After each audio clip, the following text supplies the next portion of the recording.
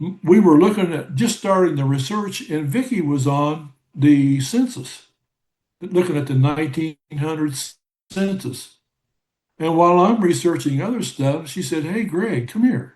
She was on a microfilm reader, and she said, "Look here, these are your people here." And she says they live on boats on the south side of Hannibal. And my jaw dropped. And so that's where it all began, my interest in shanty boats.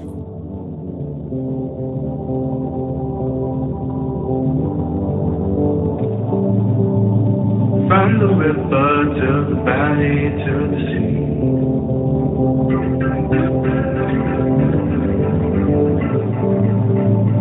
All the places, all the people that you can meet. Welcome to the Mississippi Valley Traveler Podcast. I'm Dean Klinkenberg, and I've been exploring the deep history and rich culture of the people and places along America's greatest river, the Mississippi, since 2007. Join me as I go deep into the characters and places along the river, and occasionally wander into other stories from the Midwest and other rivers. Read the episode show notes and get more information on the Mississippi at MississippiValleyTraveler.com. Let's get going. Welcome to episode 67 of the Mississippi Valley Traveler Podcast. Well, I'm just back from spending much of the summer touring southern Africa, a lifelong dream. I can't believe we actually had a chance to do this, but we spent 6 weeks touring 6 different countries in the southern part of the continent, including Madagascar and South Africa. And if you follow me on social media, you've seen some of the pictures. And you're going to see more. I'm still in the process of sorting through those 2,000 or so photos and trying to figure out how to post them in a way that's interesting but not overwhelming. So if you're not following me on social media, I suggest you go to Instagram in particular. I'm dean.klink, K-L-I-N-K. On Instagram, you can find me very easily there. And there are going to be a whole bunch of posts coming up on that trip. I might at some point do an episode kind of reflecting on that trip and what it was like to be in some of these places that I've only seen on nature shows and seen so often on nature shows, and to see some of these incredible animals in person.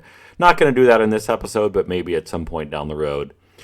Today, though, I'm really excited to bring you an episode where I got to talk with Gregg Andrews again. Gregg is a historian. He was on a previous episode, all the way back in episode 4. He talked about his memoir, My Daddy's Blues, which focuses on his childhood growing up south of Hannibal, Missouri, in the floodplain. Go back and listen to that one if you get a chance. There's some great stories in there. Gregg has spent a lot of his career, and especially in these later years, writing about the Mississippi. And in this episode, we focus on a book that he published 2 years ago called Shantyboats and Roustabouts. And we focus just on the shantyboat communities in this particular episode. So we will cover how he got interested in shantyboats in particular, which was sparked in part by a surprise in his own family history. We talk about what a shantyboat is and who actually lived on them, what those communities were like, and some of the different sort of professions represented on those in those communities. We talk about some of the characters he came across who lived in those communities, including one whose name is going to be familiar to St. Louis folks. And we talk a little bit about the legal claims that shantyboaters made to living where they did and how those stood up when they were challenged. The sense that some of these communities had a bit of a frontier culture to them, a little bit outside the law in some ways, and outside the cultural norms of the day.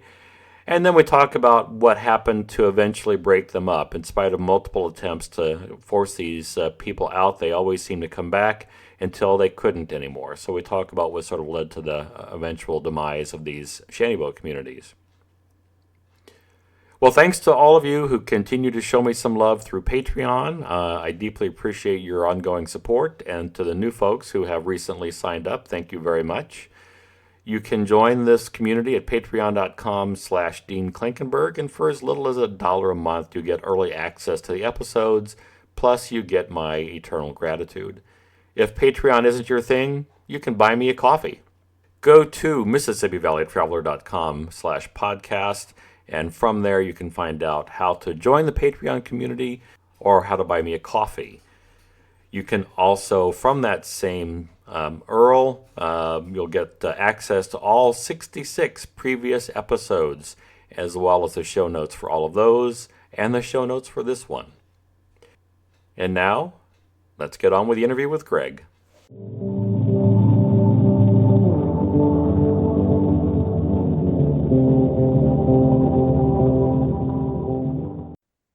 Gregg Andrews is a distinguished history professor emeritus at Texas State University, a former National Endowment for the Humanities Fellow, and a prize-winning author of 8 books. His research focuses on the cultural history of working-class people on the Mississippi River. Born in Hannibal, Missouri, he grew up in the river hamlet known as Monkey Run, just south of the nearby Mark Twain Cave. He's also a memoirist and singer-songwriter who fronts the swampy blues band Dr. G and the Mudcats. He and his wife, Victoria Bynum, live in Seguin, Texas. Welcome to the podcast again, Gregg. Great to have you back. Well, good afternoon, Dean. It's great to see you again and be back with you to discuss the Shantyboats book and how that came about. Yeah, so let's talk. Let's just get right into it. So you've written multiple books, and I'm a little slow getting around to talking with you about the Shantyboat book because I've had a pile of things to get through. But your book, Shantyboats and Roustabouts: The River Port of St. Louis, 1875 to 1930, it was published almost 2 years ago now. Um, Tell us how you got interested in this topic. Well, my interest in it first of all, it began as a personal interest of mine because in 1992, while working on another book, City of Dust, I discovered that my grandmother and her family, her mother and her mother, all lived on shanty boats on the south side of Hannibal. And I thought, wow, I, I mean, I knew we didn't come from royalty, but I had no idea that we came from, people who lived on the shanty boats in the river. And I had read a little bit about shanty boats, but really didn't know much at all about them. But I filed that away back in 1992, and gradually over the years, when I had some spare time, I would dig just a little bit deeper into the shanty boat world. And I think when I wrote a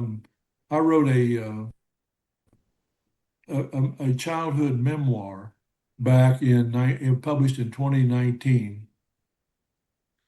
I made a commitment to myself at that time to dig deeper into the waterways of the Mississippi River and what life might have been like for my grandmother. Now she was a child when she lived on the boat.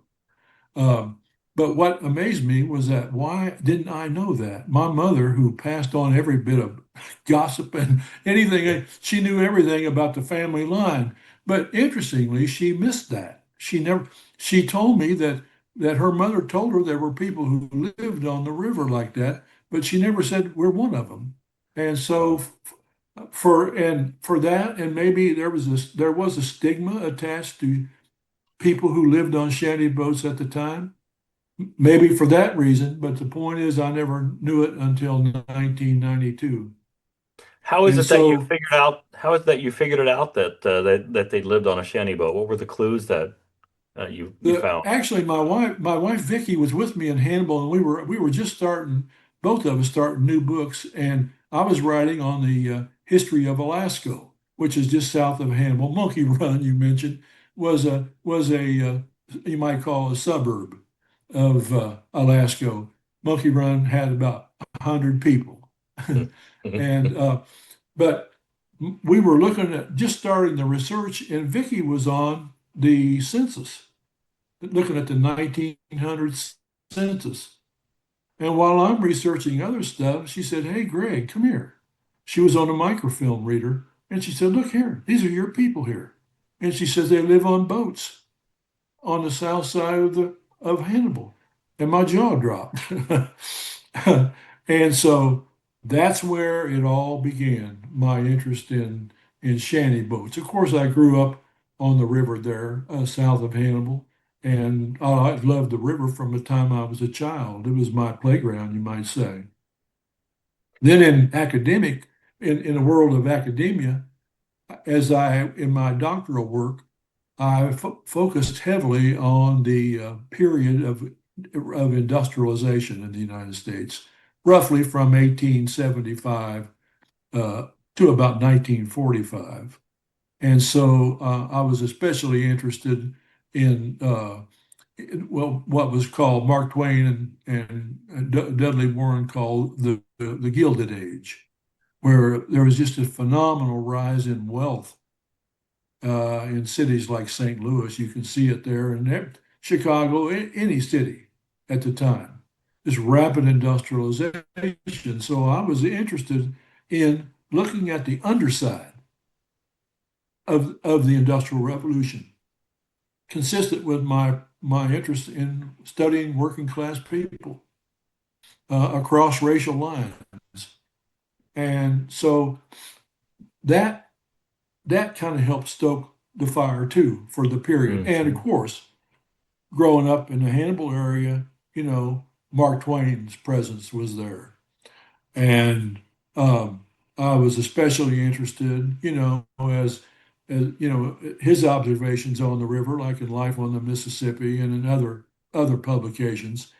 I was particularly interested in what he had to say. He had a pretty dim view of shantyboat people because he was looking at it from the standpoint of a steamboat pilot, you know, and on dark nights, the shantyboats were supposed to have lights by law, but of course, in reality, that often didn't happen. And Right. so Mark Twain had an experience when he was a Cub pilot where they almost hit this Indiana uh, shanty boat on the dark side of an island. And all of a sudden, Twain said they heard all this people cussing up a blue streak, and the steamboat came near, almost hit them. But they could hear music playing down, within the shanty boat and everything, and assumed they were all drinking heavily and enjoying having a good time. And so he wasn't particularly fond of the shanty boat people from that perspective. Right. But So, all in all, I think that my interest in that area and the subject of shanty boats, derived from my family primarily. But then it also dovetailed into my own scholarly interest. So that there wasn't much work done on shantyboat people. I found that out as a historian, mhm. and I was kind of surprised by that. But anyway, that's when I really dug in and started working on the book. Why did you select that period of 1875 to 1930 as the focus then? That seems very specific. Well, because of the things that I mentioned before, my grandmother, it was 1900 when they were on the census in Hannibal, and my scholarly interest, research interests were the strongest in that area, and I think I cut it off at 1930 mainly because there are changes going on, rapid changes on the river, including a network of dams that changes the lifestyle, and in some ways it puts almost a total end to it. But because of the Great Depression, you have people flocking to the waterfronts, poor people. I touched on it a little bit. I was afraid it would overextend me. So I stopped it pretty much in 1930. But by then, for all practical purposes, that world of shantyboat living is over, except in I think in the 50s, you still had it in St. Louis in the 1950s and in some cases and parts of Kentucky and more rural areas especially. You Hmm. could find them into the 50s and actually today in different places. Although the composition of those shantyboat communities are very different today than they were back then. So what exactly do we mean by a shanty boat? Can you tell us a little bit about what that means, what it might look like? Yeah, a shantyboat, of course, it varied according to the wealth of the owner. I mean, the term shantyboat was used generally by the newspapers of that period as a way of denigrating the people who lived on those boats. they were, by and large, they were poor people. Um, and some lived on the riverfront without pursuing an itinerant lifestyle. They lived on for example, someone like in St. Louis, they might rent a shanty boat from another shanty boat owner. I found, people on the St. Louis levee, especially, who built boats for poor people like that. And so they would sell them. And you could probably put yourself together a shanty boat using logs out of the river, using a variety of things that you were able to get from the river, and build a boat probably for about $20 at that time. Um, Now, some of them had one window, some had two windows, some had three, and some of them were really well-to-do boats. I mean, we'd say today maybe middle class, upper middle class, maybe, who had those boats and their lives centered around the river for a number of reasons. You could have business merchants who operated on the river, who traveled about selling their goods, pulling into the waterfronts of the different towns and selling, everything that they could thought they could sell in that boat. Mhm. And so they stayed, they would be temporary people there, but there are also permanent people who live there. Some of them built lean-tos, and some were called wigwams. Anything, any kind of a crude shelter, that they could build to live in cheaply, they would. But then you had the boats, some more, expensive boats. In the community of Little Oklahoma, which is one of the ones that fascinated me the most about this project on shanty boats. Louis Seipt, uh, he was the king of Little Oklahoma, or he's like the mayor. Uh, each of these colonies had their own informal government. They chose kings or mayors, whatever. It's like, even urban areas, the king of 52nd Street or whatever, Right. that title. The point is they were the bosses. And if you had issues, complaints, neighboring complaints, any kind of complaint, you went to see Captain Seipt. As it turned out, he was a steamboat pilot himself at one time, and he built him a nice little boat. He, for years had operated the liquor set, had provided liquor, and sometimes inside the law and sometimes outside the law.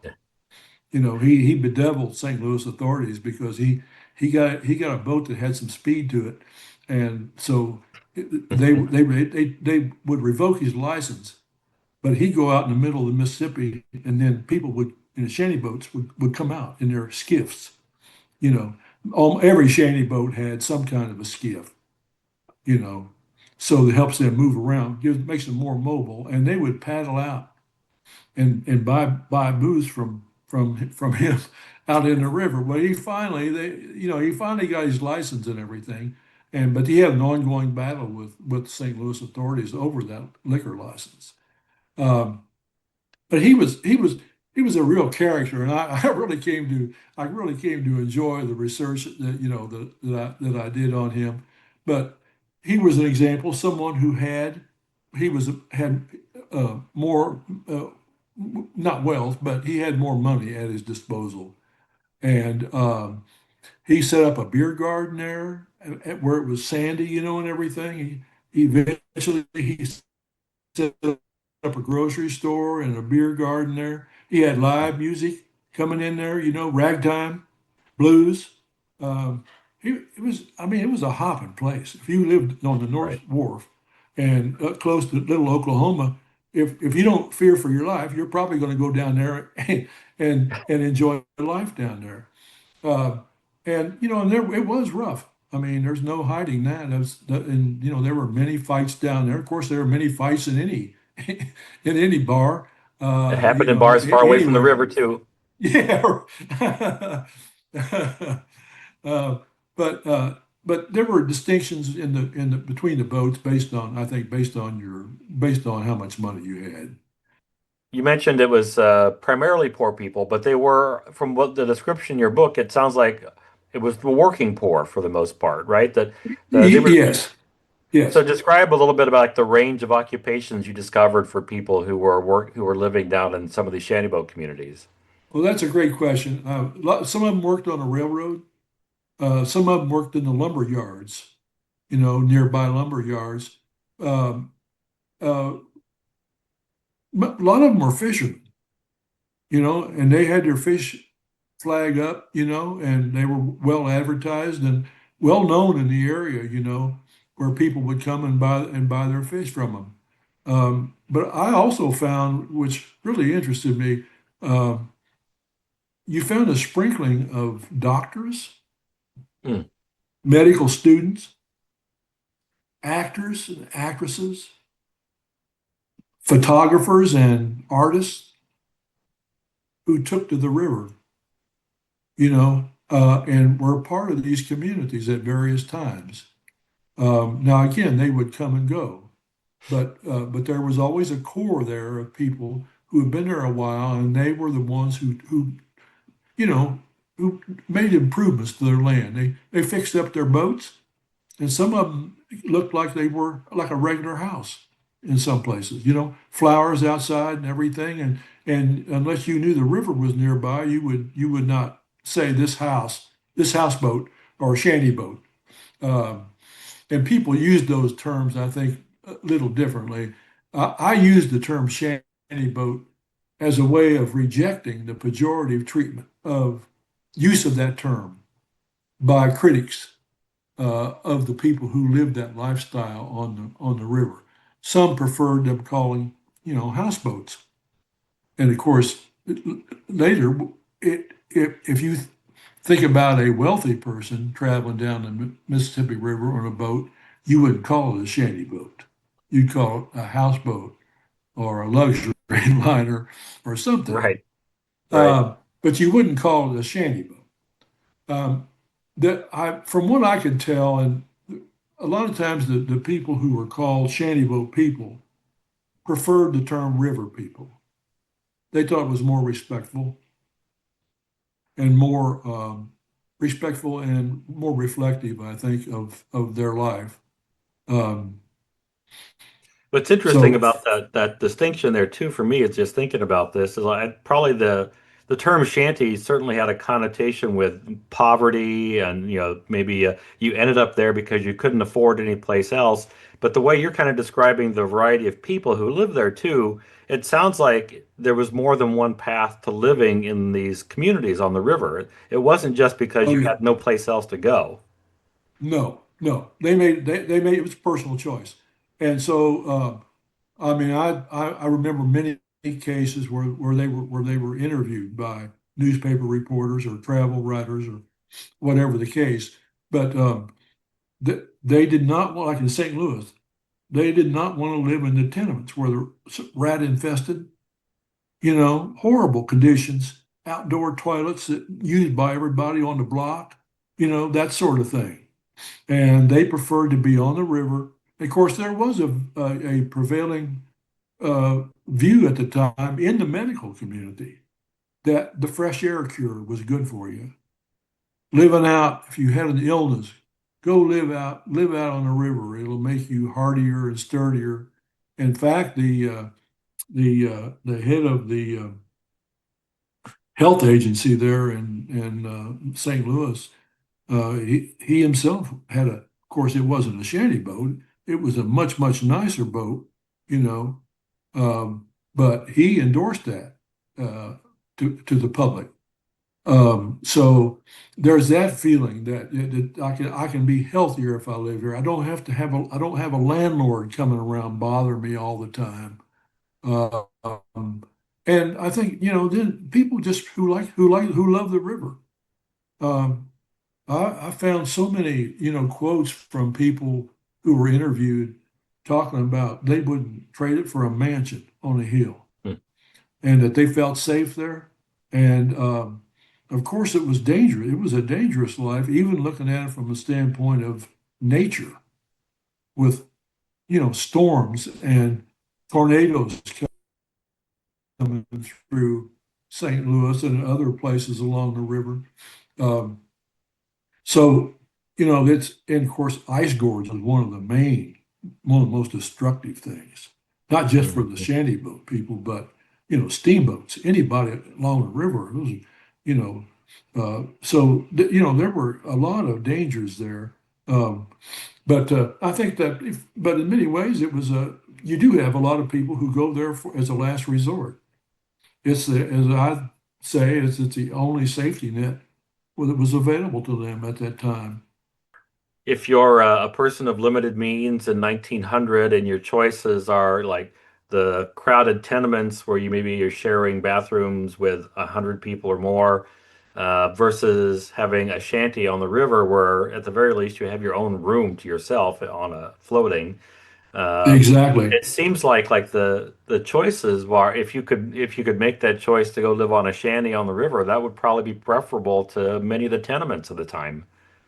Well, I suspect that if I had to make that choice, I would have been on the river, and I kind of think you would too. Absolutely. We'd be neighbors. But one of the things, Dean, and I found fascinating is that when the uh, when the wealth began to imitate the lifestyle of the poorer shanty boat folks, um, the terms of the game change. I mean they in effect imitate the lifestyles of the shantyboat people, but they do it with a beautiful luxurious steamboat with an automobile aboard, so they can roll off in downtown, stop anywhere they want, Memphis or New Orleans, and go see the sights and go out on the town a little bit. They did it, and when they did it, it was all praised. And so, what had been condemned before by many people was this lifestyle on the Mississippi River suddenly becomes chic. Right. I I remember think, like during that same basic period of time, like the Mayo brothers who founded the Mayo Clinic in Minnesota had a yacht on the Mississippi as well during that same era. So yeah. And some of them had made their wealth off the river. Some of them were lumber barons, up in Wisconsin and Minnesota and Iowa, and so they built these lavish boats, even as the lumber boom was basically had gone bust. It was yeah, played out by the 1890s, right. and but they built these luxury boats to enjoy the river from that perspective. And one of them, I included a quote in there, but he described himself as a John boat man, on a John boat on a Johnny boat plan, and then he linked himself to the shanty boat people, of course, tongue in cheek. Um, but in cities and other towns along the way, what happens here during, I'd say by 1910 anyway, it's very much underway, is that the commercial development of the riverfront is changing things, changing the rules of the game, um, and limiting the lifestyles of the shanty boat communities on the riverfronts. Um, for one thing, it's commercial development, and they want to. So you have conflicts, a lot of conflicts between Mm. the commercial developers and who were interested in waterfront real estate, which Mhm. became, of course, quite expensive. Hold Yeah. that thought because we'll come back to like the what happened when we get a little further along. But I want to go a little deeper into what these communities themselves were like. I mean, there were several clusters of let's say river people communities or shantyboat communities. Even in St. Louis, you described at least three or four different communities. Let's say like if we had a time machine, then we could go back to like the peak of Little Oklahoma, one of those communities, and we were able to visit that community, what might we see? What would it be like? Um, what would we see in that community?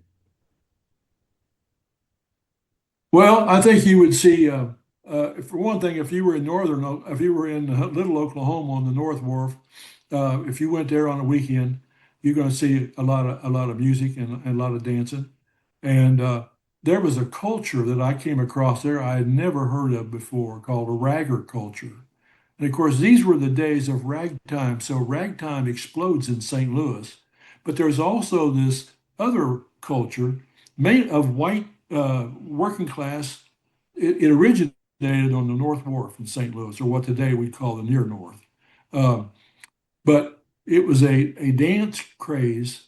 What was where in which these young people they had an outfit to wear. I mean, they had certain ways of styling, and they learned dance routines, and so they became very popular in St. Louis. Some of them were parts of gangs, and they wore, like I don't know if you're familiar with zoot suit, the look of the Mexican Americans in the 30s, and that's style of dress. It was very hip, but there were rival groups of these. You're always there. They were always competing for the who's going to be the king and the queen of the raggers. And so this dance craze originated right there near the Louis Seipt Saloon in Little Oklahoma. And suddenly, I mean, it boomed so much that they're in demand everywhere in St. Louis, out in the wealthy suburbs on the West End.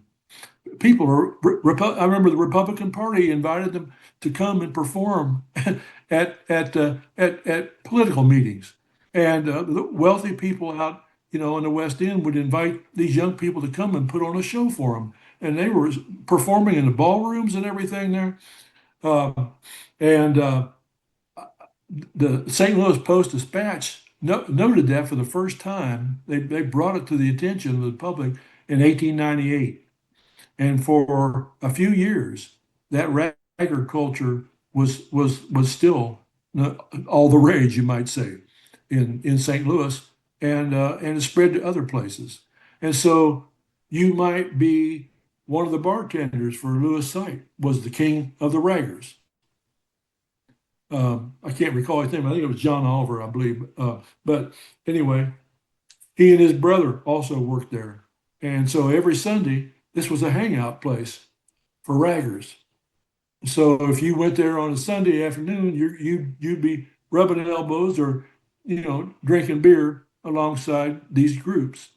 And there generally was an edge to the competition, in terms of, you know, I remember in one case at Louis Sipes Saloon there in Little Oklahoma, a rival gang came in and started the trash talk, we'd say today, the banter, and offended the bartender at Louis Sipes' place, and so he pulled out his pistol and threw him out. And so, of course, they came back and retaliated. He shot up Louis Sipes' saloon, and one injury, one wounded, and that sort of thing. So you had to be light on your feet, Yeah. if you were going to go there and enjoy it, because you're just one little bit of edginess away from maybe somebody taking offense to the way you look, or the way you talk, or whatever. And so anyway, that you would find that certainly on a Sunday. I think mainly it's a life, in terms of the shantyboat life. Let's To be realistic, a lot of it is spent time. Your time is spent looking for wood and planning for winter, unless you are one of the long trippers, as a writer, travel writer called them at that time. Unless you are part of this migration that takes place from the north to the south in the fall, and then it comes back in the spring. Unless you're a part of that, if you're going to stay in places in the cold weather, whether it's Minnesota, especially Minnesota, Wisconsin, Iowa, but St. Louis, even St. Louis, uh, you better have a pretty good wood supply, and you better have a good food supply stocked up. You do a lot of fishing, um, out on the river.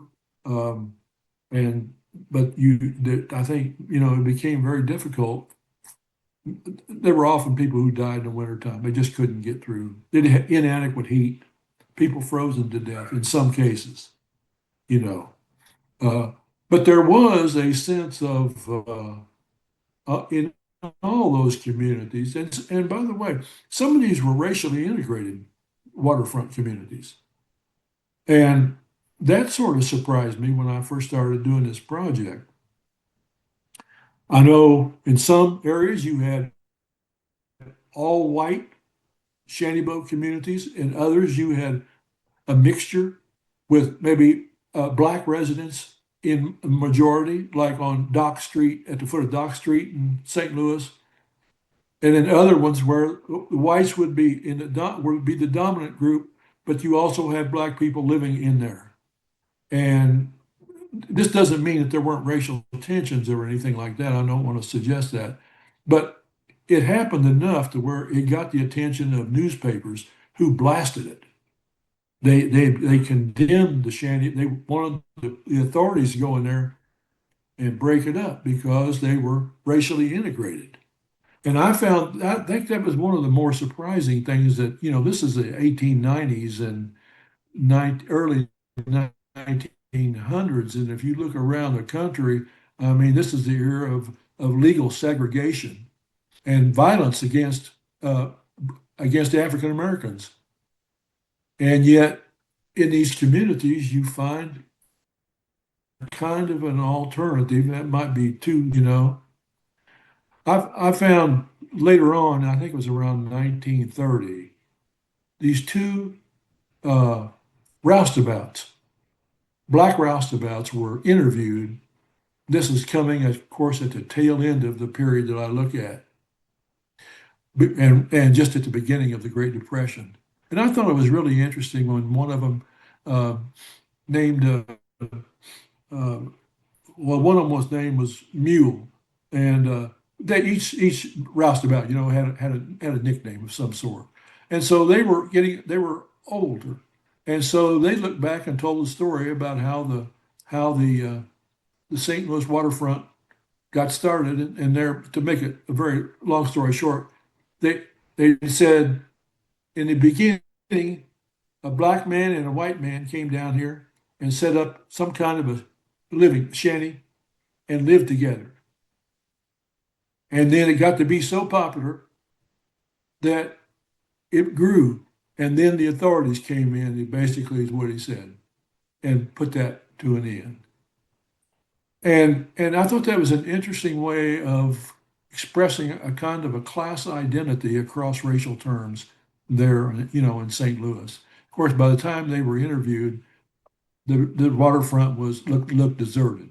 You know, it was just a few steamboats coming and no steady work for the roustabouts. Pool halls had been shut down. The places, small black middle class establishments that serve food, everything, they're disappearing because that lifestyle is disappearing. Hmm. And of course, later we know, in the 30s, St. Louis turns on its own history and literally blasted up that part of Yeah.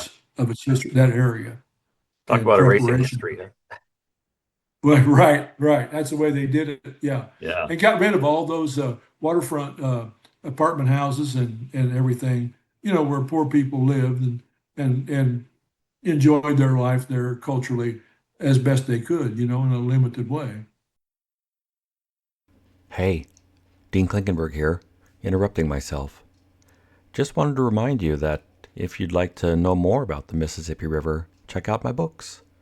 I write the Mississippi Valley Traveler guidebooks for people who want to get to know the Mississippi better. I also write the Frank Dodge Mystery Series that is set in places along the Mississippi. My newest book, The Wild Mississippi, goes deep into the world of Old Man River. Learn about the varied and complex ecosystem supported by the Mississippi, the plant and animal life that depends on them, and where you can go to experience it all. Find any of these wherever books are sold. So from what you've been describing to me too, I can't help but think like a lot of what you're describing about the life of the communities, the people living in these shantyboat communities, it has a real frontier feel to me, like kind of outside the normal laws and conventions. The people in the city in particular kind of left them alone for long periods of time until it became inconvenient for them or for a developer. But is that Yeah, accurate too? Was it kind of a frontier kind of place in in a sense?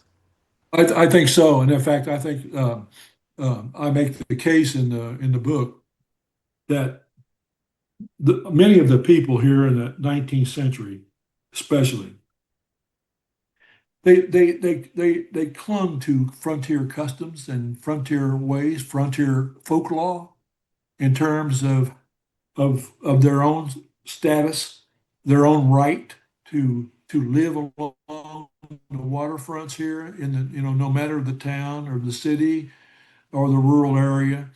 Um, yeah, I think that feeling, the presence of the frontier was, was strong there with them. And I think they kind of represent, in effect, I mean, in the early 1890s, the, the frontier was announced that it was formally closed by the United States government. That we had settled every part of the country um, within the continental boundaries, and that it was closed. And I think but it certainly didn't close in terms of the culture and customs of people, who pursued this lifestyle. Hmm. Riparian rights. I mean, I mean, it's such a fascinating legal thing. When I began to dig into these cases, you had a three-cornered legal fights going on in many cases. You have a private owner, let's say, again, use St. Louis, but you could use any town, a private owner who owns waterfront land, but lives in Louisville, Kentucky, or somewhere else. Absentee landlords. But what happens to that piece of land over the years as the river changes course? You get land accretions. If and this happened dramatically in East St. Louis, the river, because of dikes, new dikes, it changes its course, and so a person who was on the riverfront one day might be there might be a half mile now between him and the shoreline. You see what I mean? And then Yeah. so now he owns land there. That land that's now there that wasn't there when he set up shop. And so these legal battles go on. You have landowners, private owners, they'll invoke, uh, riparian rights to try to lay claim to that property. But in other cases, they oppose it when the shantyboat people claim riparian rights to occupy even a small part of a of a little island that just popped up, over the last year or so. And so then you have the municipal authorities trying to sort all this out. And along the St. Louis waterfront, the ownership of the waterfront was like a patchwork quilt. You'd have for a mile and a half, maybe coming down from the north shore, you'd have a private owner owning that. And then the next mile and a half, you've got the municipal authorities owning it. But you also have shantyboat people in there. And so there's these complicated legal issues that have to be sorted out. Right. And The you described that in the book quite a bit too. It seemed a lot of the shantyboaters believed they had a legal right to live where they lived, right? that's right, they did. And in many cases they did. And when they went to court, they won. Mm. And again, depends on the cases. But there was one case, Dean, that I remember. Uh, they wanted them out of the city of St. Louis, wanted them out of that area, and half the boat was on half the boat was on land that belonged to the city, but the other half did not belong to the city. And in frustration, I think the engineers at St. Louis threw up their hands and said, "Well, go saw the boat in half. if they don't get out, you know. And but so they endorsed violence against them too. That's it. Uh, in little Oklahoma went through that. It was an awful scene that I describe in my book. And the St. Louis reporter who went down there was horrified at what he saw. But the police used waterfront gangs Mhm. to go in and force these people out. And uh, Mhm. and they came through there with a vengeance, tearing, taking food and throwing it, whatever they could do to destroy. That's what they did. And there was a case of an old woman there who all they destroyed everything she had, and the reporter at the last of the story reported seeing her walking off crying with her dog. The only possession she had in her entire life now was that little dog. Um, Right. and it was brutal. St. Louis police, that's the way they did things back then. And they stood by and watched, and the waterfront gangs went through there and destroyed it for them. So they So basically found a way to encourage those gangs to go and ransack the houses. So the yes, police themselves wouldn't get their hands dirty, but they didn't do anything to stop them either after they'd encouraged them to go ransack. that's right. Yeah. And although I couldn't prove it, but there's no doubt a quid pro quo there somewhere. Yeah. The police are going to do something nice or going to let the gang carry on its activities, not hassle them, whatever the case. But yeah, that. But the people believed they had a right to it. In some cases, they claimed they had paid for it, bought it from a previous owner who was a shyster, and stiffed them. Many of these people were illiterate, and they claimed they had title to it and they could prove it, but they didn't have a written copy to Right. prove it. So it didn't matter how many people they brought in for to act as their on their behalf as witnesses. They don't have the legal uh, paper, to prove it. The One of the things that the Mount Pleasant Baptist Church. I found a church on the waterfront in St. Louis that was it consisted predominantly of black members, but it was racially integrated. Um, Several white people that I was able to confirm, went to church there, but a lumber company wanted them out of there. And they piled up in a deal they worked out with the city. Obviously, they piled up garbage all around the church, and finally, an attorney took the case, and they forced an end to that harassment Hmm. by it turned out the owner of the lumber company did not have the legal right to that particular strip of land, so he could not pursue it legally any further. So you can Wow. imagine the antagonisms and the frustrations. Right. Uh, if So you what do you if Go you, ahead. you mentioned that the term shantyboater was an insult, basically, the way it was used initially, and there was clearly some deep hostility directed at people who were living in these communities. So what's behind that? Why were they the subject of so much harassment and negative feelings? Yeah, that's a great question, and one that I'm not sure I can give a definitive answer to, but I can suggest some things. I believe, first of all, they were poor people, and let's face it, every society there is contempt for a portion of its population that's impoverished. Now, there's often an association with crime, in with these groups, with poor people in general. And while certainly there's crime, you can look in these riverfront communities and find plenty of examples of crime. But I think around 1907, it was a St. Louis police officer admitted publicly that there wasn't any more dangerous and any more criminal elements there than there was in other parts of the city. But it's just that it gets sensationalized. And people who lived along the river, farmers, for example, uh, these people would come down the river, in their boats, float later some of them put in motorboats, with their shantyboat homes, uh, install those boats, install those motors. But for the most part, they floated by, and they had to tie up and stay wherever they tied up. They stayed for the night. And some people complained that they were stealing their chickens, and no doubt somebody did once, grabbed a chicken or a few ears of corn or something. They lived. In other words, in many cases, it was a subsistence kind of survival for the shantyboat people. Not always. And then that gets blown out of proportion, and then newspapers began to advertise it, and so people in their minds start associating crime with shantyboat people, and I think that that has a lot to do with it.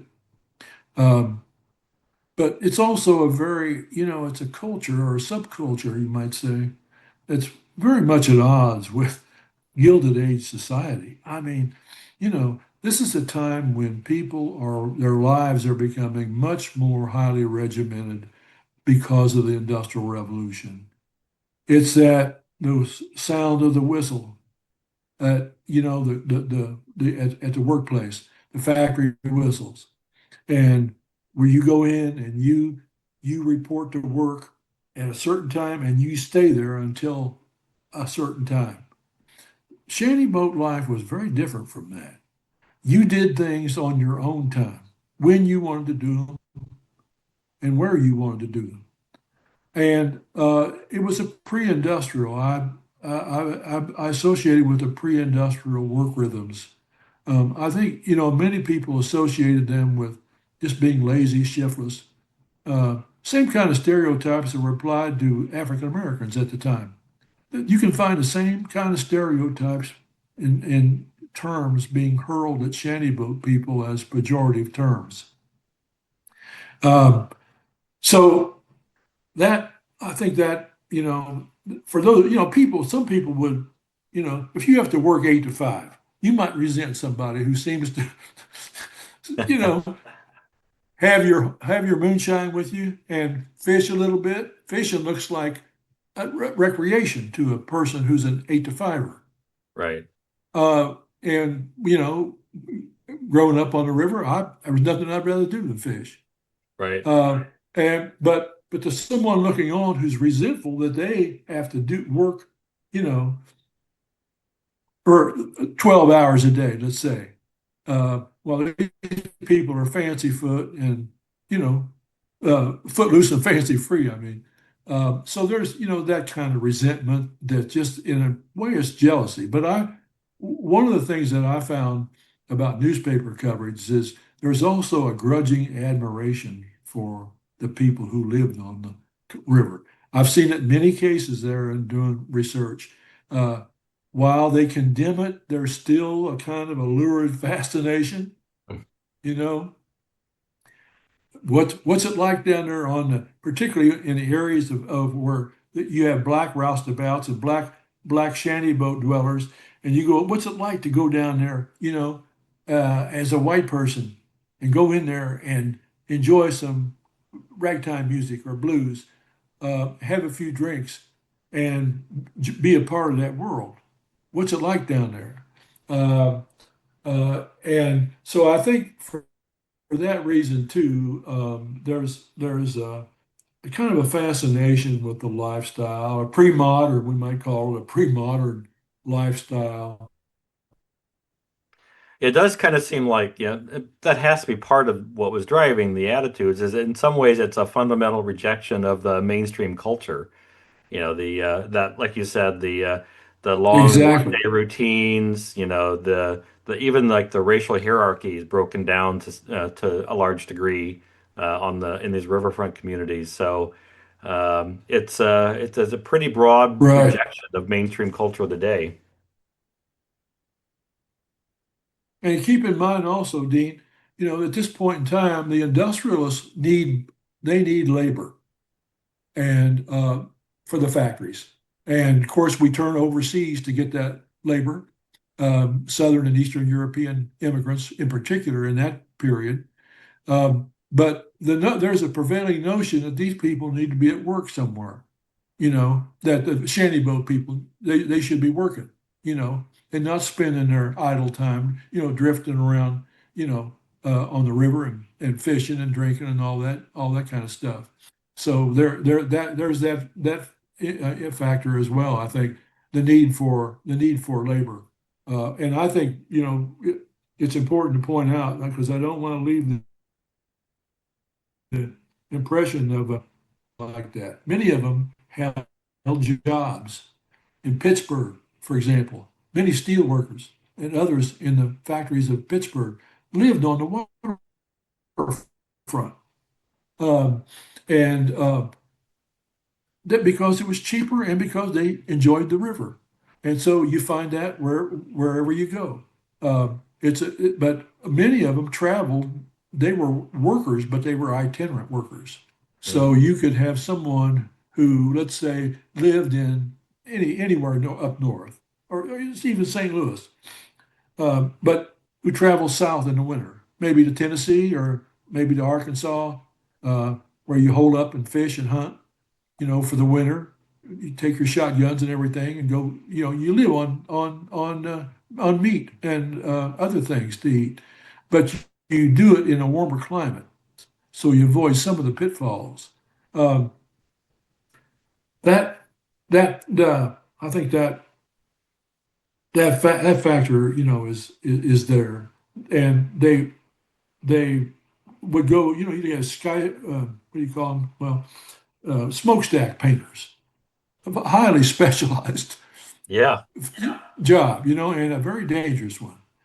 You could find smokestack painters in Minneapolis, traveling all the way down to New Orleans, and working at every town and city where there was a need for them. And then they go back and then return in the spring and do it all over again the next year.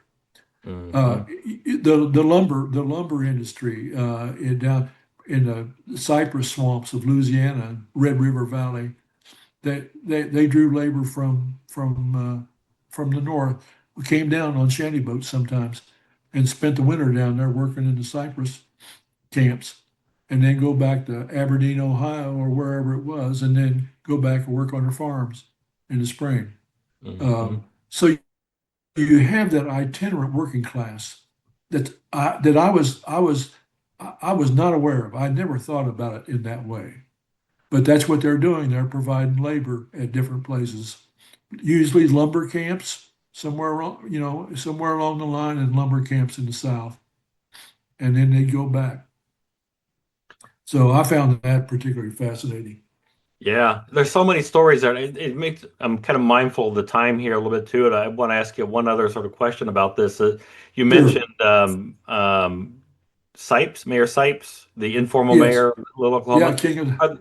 Are there other were there is there one other character or so from the shantyboat communities whose story really struck you or stood out to you in any particular way?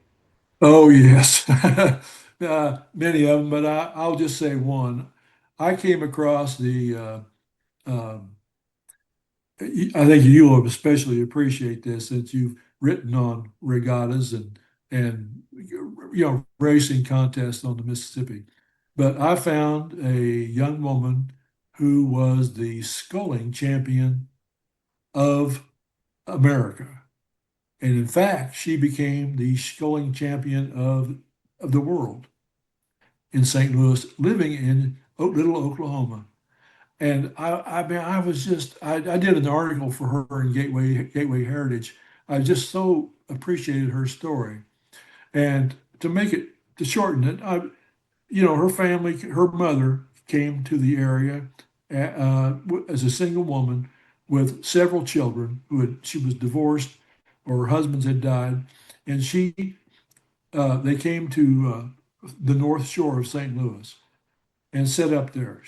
Her mother had been married to a physician, a surgeon, an army surgeon in Kansas, I believe it was. After the end of their marriage, I think he actually deserted the family. I think and last seen in California in a veterans home years later. But she takes her children and ends up in St. Louis on the waterfront. She begins to use her knowledge of medicine, which she gained from observe. She was from Switzerland originally, and she began to apply what she knew and treat people in these shantyboat communities where she lived. And of course, the medical authorities found out about it and they shut her down. Mm. Uh, but she went to, are you familiar with Mosenthein Island today? Oh, The yeah, name very familiar with it. Mosenthein? Yeah, I've yeah. been there. Well, I knew you had. Well, that's where she set up shop. And she went to that island and set up, they built a farmhouse there and everything. And she, with the help of her family, several children, they planted crops on there and did quite well. Now, of course, when floods came, it was rough. And she said that later said that I think that or one of her daughters said that she had to was pregnant there at the time and had to they were stranded on top of that house for like 3 days Ooh, before the water levels receded. But that became very valuable piece of real estate.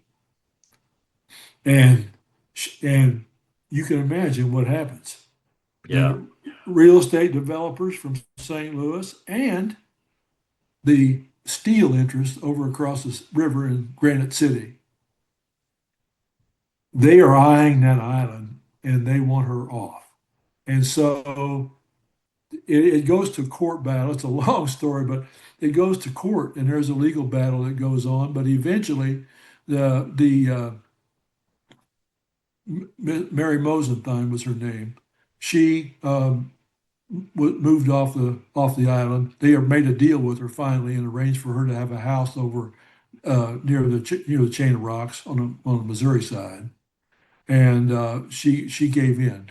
But her daughter Rose was the one that was just fascinating. She lived in that little Oklahoma. She became known as a great rower, and just from rowboats on the Mississippi. And back then, of course, all the rowing clubs were male dominated. You could not join a rowing club if you were a woman.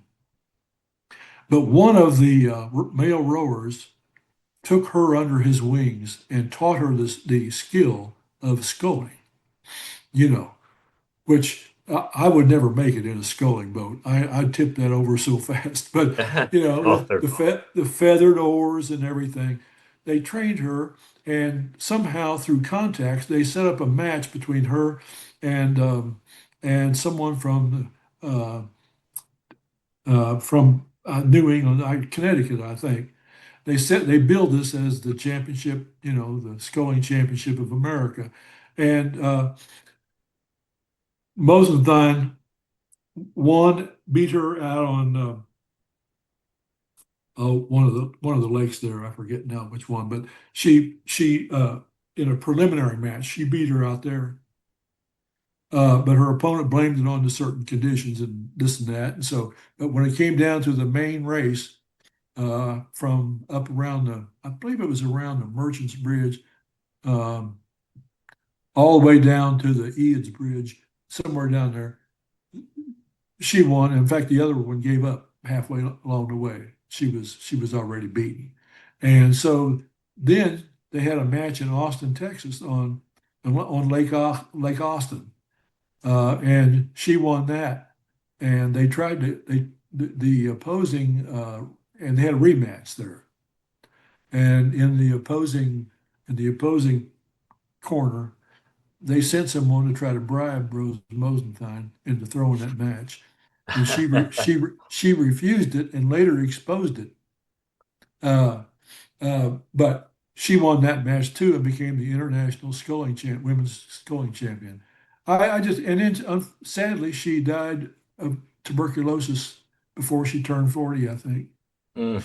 Uh, but she hung out afterward and gave tips to the people who wanted to learn to row or scull or swim. She was a great athlete, and whatever it was, uh, here's a picture of her in my book that I found in Frank Leslie's weekly magazine in 1895. And Vicky, my wife, did an amazing likeness of her that I was able to include in the book because the original photo was not up to speed for Mm. including in a publication.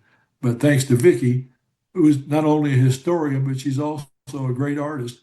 She did that drawing for me based on the picture that she saw in Frank Leslie's magazine. And so I think that that was probably one of the most important characters that grabbed my attention. And I was always interested, and I never found out an answer to this question.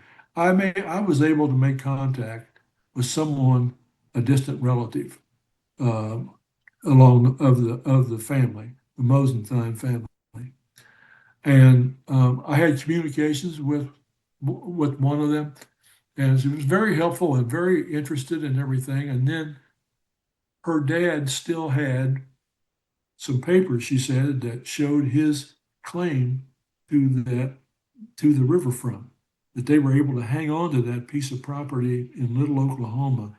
And I always wondered where that got flipped, how it went from in the hands of the Mosenthein family to out of the hands.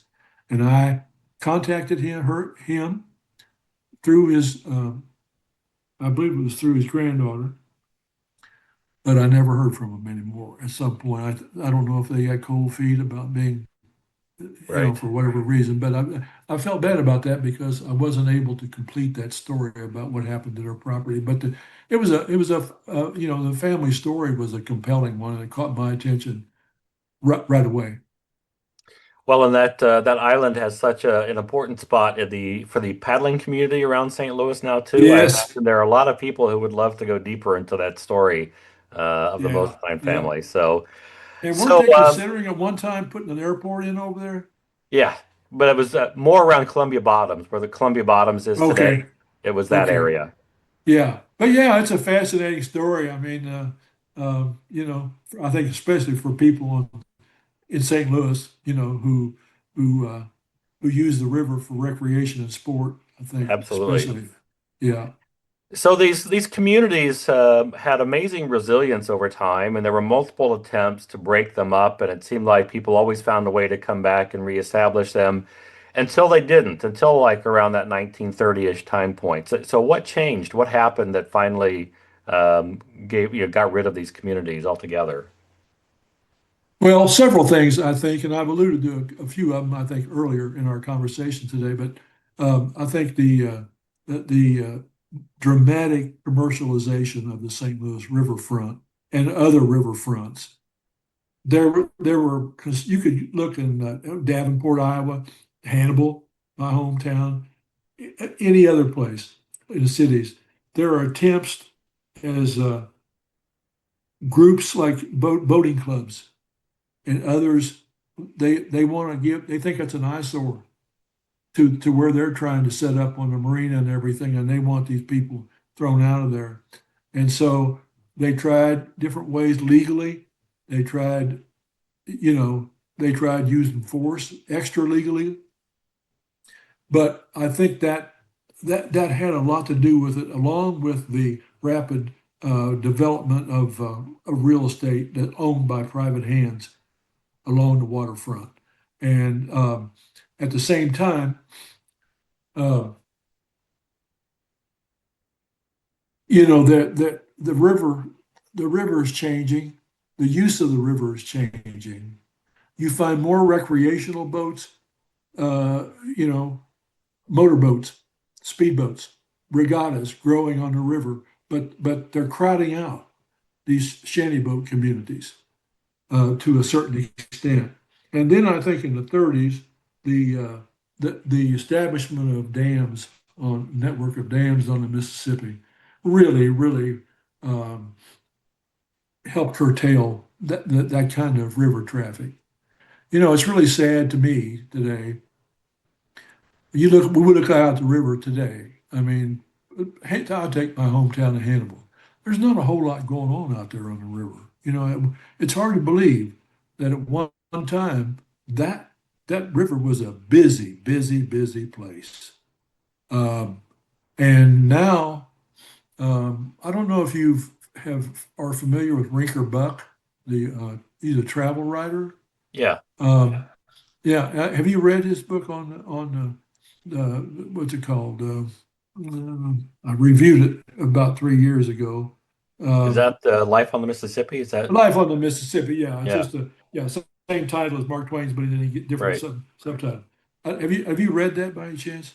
I have not. It's in my stack. It's a very good book. It's not, it calls it an epic something, but you know how that's marketing material. But it's, he built the shanty boat, and he went back. He studied a lot of the early accounts about the era, between, let's say 1800 and 1860. And but it's an interesting story. He assembles his own crew, and that's part of the funny story. But he gradually works his way down to New Orleans, and he has a lot to say about the contemporary changes on the river. Um, you know, and this was in the era of Donald Trump, of course, and he didn't have a lot good to say, but a Hmm. lot about the pollution of the river and the commercial development, over commercialization of the river, and what that's led to. And but I think that looking back today, of course we use the river for fishing and motorboats and everything, but it's not nearly as busy a place as it was. I don't think it was nearly as busy now than it was when I was a child, and we would use the river for water skiing and duck hunting and fishing and just drinking beer, and being out on the river. I don't really see that today. Maybe I'm missing. I don't live, on the river anymore, so maybe it's there and I don't see it.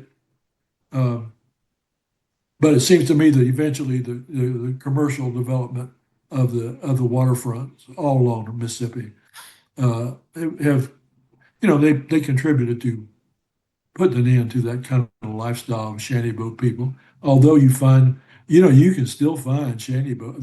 Well, they don't call them that, but San Francisco. Usually these are maybe some old hippies, Hmm. who just rejected the whole life of what we call bourgeois lifestyle and live out there. And or in some cases, there are very wealthy communities who have, up in Minnesota and places where it's like they work things out with the authorities somehow, but they don't bother them, but they have to comply with certain regulations. So you can still find people who prefer to live on the river, and you've lived on it in a sense for many years. Not in that same capacity, but uh, they're still there. Yeah. Well, certainly the boathouse community at Winona, Minnesota, Latch Island, that's, a small number of people who live there year round are kind of the descendants of the shantyboat community, both spiritually and Sure. probably like the way they live too. So there, but it is much harder. And I do think probably you're right to the assertive control of the federal government of the Mississippi as a shipping corridor, beginning with the lock and dam system. It was earlier than that too for flood control as well. But as the federal government took more and more assertive control over managing the river, building levees, managing a navigation channel, I think it became they actively worked to discourage people from actually living on the river too in those kinds of boats. So that had to Right. play a I role. don't know, Dean, if you're familiar with. Do you know who Wes Mose is? I do know Wes, yes. Okay, you know him, personally, then Yep. you know what his project's all about. I'm just going to Yep. mention that in case. Yeah, I find his project, particularly fascinating. I don't know. He's drawn a lot of publicity this summer again, uh, down in Louisiana and different places. And I know, what his objective is, as you do, and I don't know if he ever intends to put out a book on it. But he'll that should, if he does, it'll give us some interesting glimpses into contemporary life along the river and people's perspectives. And I think he was particularly interested in alternative communities and people from indigenous backgrounds, in particular. But anyway, I Absolutely. thought I'd mention him in case, because I look forward to seeing what the results of this are going to be. So we'll just prod him and shame him publicly now. He's got to produce a book or something based on all the this content he's created, right? Well, I know in the beginning he said he was going to produce a book. So but that was about probably 11 years ago when I first made contact with him. I never met him actually. We were supposed to meet up in Hannibal that summer, but I think he had some problems with the boat or something, and he never made it down that far south. He might have gotten to the Quad Cities, maybe. Um, Yeah, I think I got to hang out with him on his boat on that first trip, I think it was. I'd hate to think nice. how many years ago it was. Maybe it was 11 years ago. It was around Brownsville, Minnesota, I think, Oh, where I met nice. him. So, I didn't realize that. That's great. Yeah, that was 2014. I'm pretty sure that date is right Doug, because time we flies. were living in Hannibal at the time. All right. We were still there. Yeah. Well, Greg, thank you so much for your time and sharing the stories. Again, the book is Shantyboats and Roustabouts, The River Port of St. Louis, 1875 to 1930 by Gregg Andrews. Greg, if people want to follow your work, know more about you, where would you direct them to go? Well, I have a WordPress blog. It's all one word, lostriverstories.com. And so if I'm in between books, sometimes I'll post new stories on there that I didn't include in my books, and but it's a good way to catch up with me. I think my all my personal contact information is on that site. I'm also on Facebook under under Gregg Andrews. So those two places would be probably the best place to get a hold of me. All right, I will post a link in the show notes to that blog. And do you want to just quickly mention the new book you have coming out? Yes, thanks, Dean. I've gone back to my hometown, and my hometown's been good to me, especially a little strip of land from Hannibal down to Monkey Run, about 3 mile strip. That's been my cultural muse, you might say. And I I as a songwriter, so much of my material comes from those river roots. Um, but I've decided to go back and write a history of it's called Shoe Workers in Hannibal, Missouri, the rise and fall of manufacturing in America's hometown from 1890 to 1970. And my mother worked in a shoe factory. About every working class person in Hannibal did at some point in time. The International Shoe Company, which was centered in St. Louis, and I'm writing a history of the shoe workers and their fate in the 20th century and their struggles in a lot of different ways. But the river was a part of the culture, so it wasn't uncommon to see unions chartering boats for dances and moonlight cruises on the Mississippi for the shoe workers. And anyway, it's taken me home. The book has taken me home. It will be out in the spring with LSU Press in Baton Rouge, and I'm really looking forward to it. It may be the last book that I write in terms of research. Um, it's getting harder physically for me to do that kind of work. Um, and I might turn to something that's more personal and in the way of a memoir. I've been a diabetic for 56 years, and I've been writing some on that, in case other people, old school diabetics, might be out there listening and wanting to read. So something that puts together my personal development and then with diabetes. Well, great. I'm sure it'll be a great read. I mean, I really enjoyed reading the Shanty Boats book and My Daddy's Blues, your memoir from your childhood growing up in Monkey Run. Oh, You thank write you. well, you tell good stories. The books are well researched. So I look forward to seeing what you put out there next. Unfortunately, my Thank stack you. is so big it might take me 2 years to get to it again. But Greg, Well, thanks you have again. your own research and your Yes, own research, um, and you've always got a lot of irons in the fire too. I know you that way. it's a big fire. So like, Yeah. well, thanks so much for talking with us today, Greg. I really appreciate it, and good luck with your work. Thank you very much, Dean. It was good to see you and talk to you again. Bye-bye. Thanks for listening.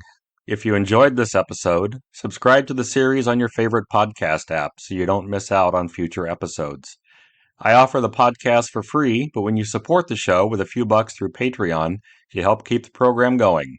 Just go to patreon.com/Dean Klinkenberg. If you want to know more about the Mississippi River, check out my books. I write the Mississippi Valley Traveler guidebooks for people who want to get to know the Mississippi better. I also write the Frank Dodge Mystery Series that's set in places along the river. Find them wherever books are sold. The Mississippi Valley Traveler podcast is written and produced by me, Dean Klinkenberg. Original music by No Offense. See you next time.